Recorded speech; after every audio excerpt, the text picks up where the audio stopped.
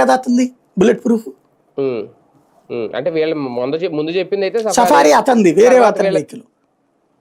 తర్వాత ఈ bullet proof అయితే అంటే అతని పాయింట్ ఆఫ్ వ్యూలో అయితే కరెక్ట్. ఎందుకంటే ఆ పక్కన బంపర్ లాగా పెట్టి ఉంచుతున్నారు కదా, దాని మీద ఎక్కి నుంచున్నప్పుడు జారి పడితే గనక ఈ చీరుకోడి మీద ఉంటది.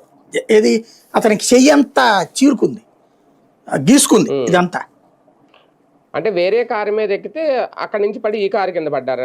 నేననేది ఈ కారుతో సంబంధం లేకుండా అతను యాక్సిడెంట్ అయ్యాడు అనుకోండి, ఫర్ ఎగ్జాంపుల్ అతను కిందకి జారిపోవచ్చు ఆ దీని మీద, అప్పుడు కారు ఇట్లా వెళ్ళిపోయింది అనుకోండి ఫాస్ట్ లో, ఇదంతా గీరుకుపోతుంది.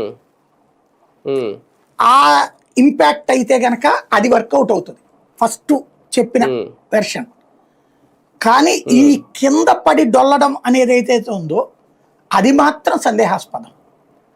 అసలు ఆ విజువల్ దాని కంప్లీట్ వెర్షను, దాని మీద నన్ను అడిగితే రాష్ట్ర పోలీస్ శాఖను కాకుండా సిబిఐను, జ్యుడిషియల్ ఎంక్వైరీను ఒక టీముని ఏర్పాటు చేసి, లేకపోతే అసలు ఆ వీడియో ఒరిజినల్ అదే అనేది మన రాష్ట్ర ప్రభుత్వంతో మన రాష్ట్ర పోలీసులతో సంబంధం లేకుండా వేరే రాష్ట్రానికి సంబంధించినటువంటి ఎవరంటారు దాన్ని పోలీసులు, అట్లాగే పోలీస్ డిపార్ట్మెంట్ ఎవరైనా సరే స్పెషల్ ఇన్వెస్టిగేషన్ టీం ఒకటి ఏర్పాటు చేసి, ఇప్పుడు దీనికి వేశారు కదా లడ్డూల మీద సిట్టు,